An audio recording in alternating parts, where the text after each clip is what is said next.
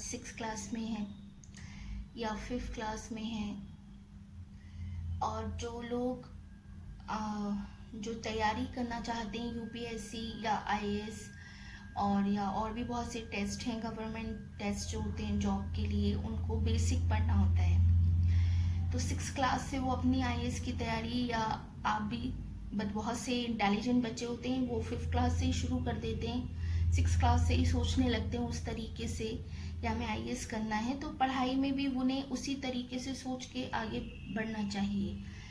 और या फिर जो लोग आईएएस की तैयारी कर रहे हैं या गवर्नमेंट जॉब की तैयारी कर रहे हैं, उनको भी बेसिक क्लियर करना होता है, और वो भी फिफ्थ और सिक्स क्लास से स्टार्ट करते हैं पढ़ना।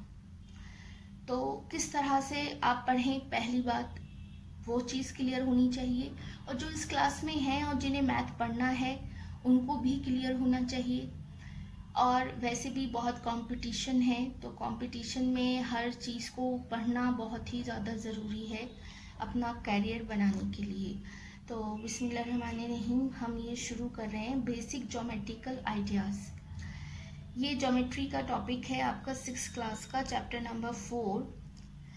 हम इंट्रोडक्शन से पढ़ रहे हैं। हमेशा आप जब भी पढ़िए तो इंट्रोडक्शन से ही स्टार्ट करिए। इंट्रोडक्शन बहुत ही इम्पोर्टेंट होता है और उससे ही काफ़ी क्वेश्चंस आ जाते हैं, और फिर उस वक्त हम सोचते हैं ये क्या, मतलब ये इतना आसान क्वेश्चन है, इसका तो आंसर यही होगा, और उसमें हम गलत कराते हैं क्योंकि बेसिक्स और इंट्रोडक्शन बच्चे नहीं पढ़ते। तो प्लीज़ मेरी आपसे ये रिक्वेस्ट है कि आप बेसिक्स पे और इंट्रोडक्शन, हर चैप्टर का, हर बुक का एक एक एनसीईआरटी की एक एक अल्फाज आपको याद कर लेना है, पढ़ना है, ठीक है। उसको देखिए, याद करना बहुत ज़रूरी है, चाहे वो मैथ हो, चाहे वो साइंस हो, कोई भी फील्ड है, आपको याद करना बहुत ही ज़्यादा ज़रूरी है, ठीक है मेरे बच्चों। चलिए अब हम शुरू करते हैं। Introduction. Geometry has a long and rich history. The term geometry is the English equivalent of Greek word geometron. तो क्या कहना चाह रहे हैं यहाँ पर, देखिए हर लाइन में हमें एक क्वेश्चन, दो क्वेश्चंस मिलते हैं और हमें उसी वक्त जज कर लेना चाहिए जब हम उसे पढ़ रहे हों, ताकि हमारा दिमाग जो है, हमारा दिमाग सब कुछ देखता है, याद करता है, समझता है, ठीक है। जितना आप उसको याद करेंगे उतना वो याद करेगा। हम अपने माइंड का 3% भी यूज नहीं करते हैं, इसीलिए हमें अपने दिमाग को चलाना है, और जितना हम उसको चलाएंगे, जितना लर्निंग करेंगे, जितना सोचेंगे, जितना लर्न करेंगे, लिखेंगे, प्रैक्टिस करेंगे, तो हमारे दिमाग में वो चीज़ें याद हो जाएंगी और हमारा दिमाग उसको अपने अंदर स्टोर कर लेगा। तो आपका दिमाग जो है वो जल्दी जल्दी आपके क्वेश्चंस को देखने का तरीका बदले, ठीक है। तो सबसे पहले कैसे हम देखेंगे, कैसे हम समझेंगे, ये समझते हैं। तो ज्योमेट्री क्या कह रहे हैं कि ज्योमेट्री जो है वो बहुत ही बड़ी है और हमारे हिस्ट्री से ही चली आ रही है, कि अगर हम देखें तो बहुत हिस्ट्री, अगर हम अपनी हिस्ट्री देखते हैं तो वहाँ से ही हमें पता चलेगा कि ज्योमेट्री जो है वो हमारी हिस्ट्री में भी थी, ठीक है। उसके बाद दूसरा क्वेश्चन, ज्योमेट्री इज द एक इंग्लिश वर्ड है, ठीक है, और उसको ग्रीक वर्ड देखा जाए तो उसको ग्रीक वर्ड में जियोमेट्रॉन कहते हैं। जियोमेट्रॉन मतलब जियोमेट्रॉन कहते हैं। अगर आप क्वेश्चन देखिए यहाँ पे आ जाए कि geometry is a English word, Sanskrit word, Greek word या एक्सेट्रा या नॉन ऑफ दीज, तो आप क्या बताएंगे, इंग्लिश क्या है, वो सॉरी ज्योमेट्री क्या है, तो आप बताएंगे ज्योमेट्री, फॉरन किक करेगा बच्चा, ग्रीक वर्ड है। जबकि ज्योमेट्री इंग्लिश वर्ड है, ग्रीक में उसे जियोमेट्रॉन कहते हैं। इस तरीके से आपको अपने क्वेश्चंस को मतलब लाइन बाय लाइन समझना है कि हमारा किस तरीके का क्वेश्चन यहाँ पे बन सकता है। जब आप इतनी सेल्फ स्टडी करेंगे तो आप एक पैराग्राफ को पढ़ने में 2-3 घंटे लगा देंगे, तब आपको लगेगा कि हाँ अब हमने कुछ पढ़ा है। तो आप जब भी पढ़िए, चाहे इतना पढ़िए, थोड़ा पढ़िए, लेकिन उसे ऐसी तरह से पढ़ना है, उसमें जितने क्वेश्चन बन सकते हैं उनको आपको अपने आप काउंसिल करना है, रिकॉग्नाइज करना है, ठीक है। आपको अपने रिकॉग्नाइजेशन बढ़ाना पड़ेगा, क्वेश्चन कहीं से नहीं आते, क्वेश्चन आपकी बुक से ही आते हैं, एनसीईआरटी से ही आते हैं. You must be study. Okay, so next, geo means earth, metron means म्यूजरमेंट.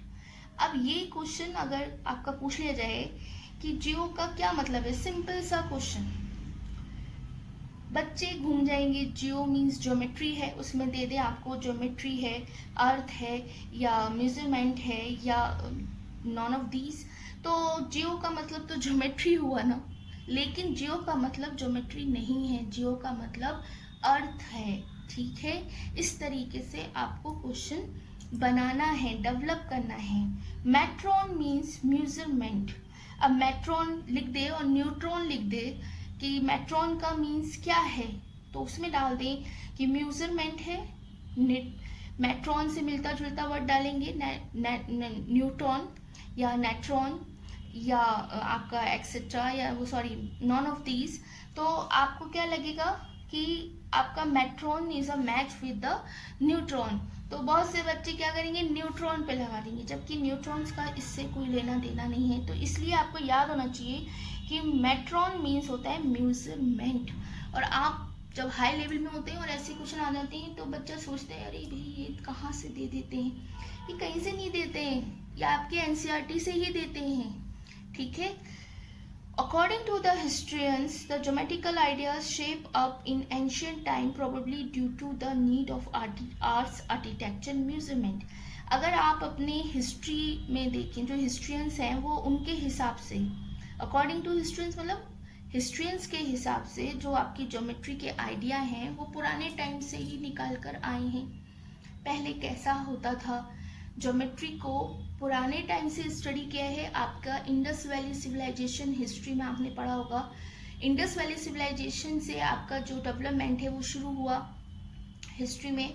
तो उस वक्त आपके जो लोग थे वो मिट्टी के बर्तन बनाया करते थे, या लोहे के औजार बनाया करते थे, या उन्होंने तो जो घर होता है ना वो भी बनाना शुरू कर दिए थे उस वक्त. आप बहुत साल हो गए, बहुत पुराना टाइम बता रहे हैं आपको.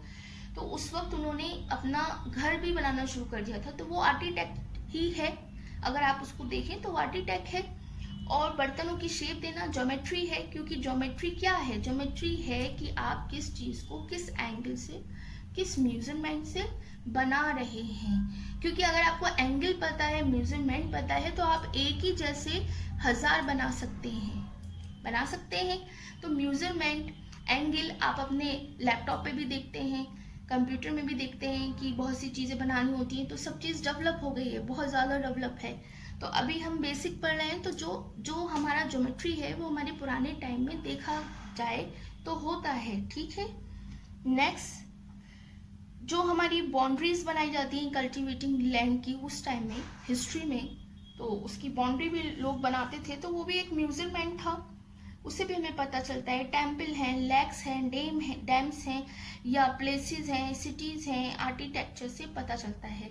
सिटीज़ का मतलब ये है कि जैसे रोड बनाना और ये बिल्डिंग बनाना, ये आपके घर बने हैं, ये सब ज्योमेट्री का हिस्सा है.